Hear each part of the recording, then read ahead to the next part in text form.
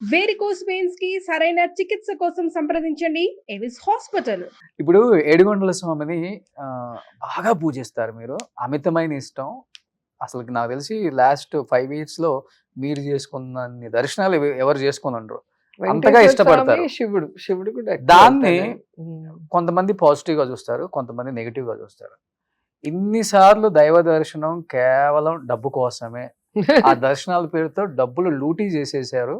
And జనాల దగ్గర నుంచి లాగేశారు. దేవుడి పేరు చెప్పుకొని సొమ్ము గుంజేసుకొని దాచిపెట్టేసుకుంది రోజా అన్న కామెంట్స్ మీరు వినే ఉంటారు. దానికి ఏం చెప్తారు రోజా గారు? దేవుడే చూసుకుంటాడు. లడ్డు వివాదం తర్వాత ఇది బయటకు వచ్చింది. ఇది కూడా ఫస్ట్ నుంచే ఫస్ట్ నుంచి ఫస్ట్ నుంచి ఛానల్లో అదే పనిలో ఉంటాయి. ఉమ్. దేవుడు దర్శనానికి వస్తే కూడా వాళ్ళకి కడుపు మంట. ఉమ్. దానివల్ల ఇలా అంటారు. కానీ నేను ఒకటే చెప్పగలను, ఎవరైనా దేవుడి సొమ్ము తింటే దేవుడు చూస్తాడు వాళ్ళు. అవును. ఎవరు కూడా దేవుడిని మోసం చేయలేరు కదా. అట్లాగే ఒక ఆడపిల్లని అన్యాయంగా మాట్లాడితే కూడా దేవుడు వాళ్ళని చూసుకుంటాడు.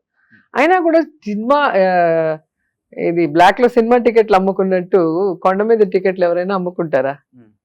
వీటినే నీచంగా చూస్తాం. ఇంకా దేవుడి దగ్గర ఉన్నది. కాబట్టి ఒక మనిషిని బ్యాడ్ చేయడానికి ఏం చెప్పాలో కూడా అర్థం కాని పరిస్థితిలో నా శత్రువులు ఉన్నారు. ఉమ్. ఉమ్. ఏం చెప్పాలో అంటే ఏ విధంగా ఈమె మీద నింద వేసి జనాల్ని కన్విన్స్ చేయాలి, నమ్మించాలి అనే దాంట్లో ఎంత దిగజారిపోతున్నారు అనేది ఈ విషయంలోనే మీకు అర్థమవుతుంది. ఎందుకంటే ఒక్క తిరుమలకే కాదు, నేను వారణాసికి వెళ్తాను, ఉజ్జయినికి వెళ్తాను, అన్ని దేవుళ్ళ దగ్గరికి వెళ్తాను. మరి అక్కడ ఎందుకు టికెట్లు అమ్ముకోవట్లే, ఇక్కడ అమ్ముకునేదాన్ని అయితే? అంటే భగవంతుడి మీద భక్తి ఉన్నా కూడా వీళ్ళకి బాధే. దాన్ని కూడా నెగిటివ్ చేయడానికి ఎంత దిగజారిపోతున్నారో మీరు ఒకసారి ఆలోచించుకోవాలి. అండ్ రెండవది, అది ఒక నమ్మకం. నేను ఎప్పుడు కూడా దేవుడి దగ్గరికి పోయేది ఎందుకంటే నాకు ఇది కావాలని అడగను. అక్కడ అందరూ కూడా పాజిటివ్గా ఆలోచిస్తారు. గుళ్ళోకి పోయినప్పుడు ఒక పాజిటివ్ మైండ్తోనే ఉంటాడు ఎంత చెడ్డోడైనా. సో ఒక పాజిటివ్ ఎనర్జీ, ఒక ఆరా ఉంటుంది. సో అక్కడ మనం ఉన్నప్పుడు క్లెన్స్ అవుతాం. మనకున్న ప్రెషర్స్ కానీ స్ట్రెస్ కానీ ఇవన్నీ పోయి మళ్ళీ మనం ఈ సమాజంలో ఫైట్ చేయాలి అంటే మనకు ఒక ఎనర్జీ కావాలి కదా. సో ఆ ఎనర్జీ గెయినింగ్ కోసమే మనం టెంపుల్కి వెళ్తాం. అంతేగాని టికెట్లు అమ్ముకోవడానికి ఎవడైనా టెంపుల్కి వెళ్తున్నాడు అని చెప్పాడు అంటే ఇంకా వాడిని ఆ భగవంతుడే కాపాడాలి. ఎంత మందిని చూసారు. ఎందుకంటే పీక్ లో ఉన్నారు ఇండస్ట్రీలో, స్టార్ హీరోయిన్ గా పేరు తెచ్చుకున్నారు. ఉన్న టాప్ 5 హీరోయిన్స్ లో మీరు ఒకళ్ళు. బాగా మంచి రెమ్యునరేషన్, అవన్నీ వదిలిపెట్టుకొని అంటే మాకు తెలిసినంత వరకు చాలా అందంగా ఉన్నప్పుడు అండ్ యంగ్ లో ఉన్నప్పుడే మీరు పాలిటిక్స్ లోకి వచ్చేసారు. మ్యారేజ్ అదే వచ్చేసారు ఇమీడియట్ గా. ఇంకా మీరు కంటిన్యూ చాలా మంది డైరెక్టర్స్, ప్రొడ్యూసర్స్, హీరోస్ అందరికి షాకింగ్, నువ్వు ఇంత ధైర్యంగా ఇన్ని లక్షల మంది ముందు ఎలా మాట్లాడగలుగుతున్నావు అని అడుగుతారు. ఏమో తెలీదు నాకు.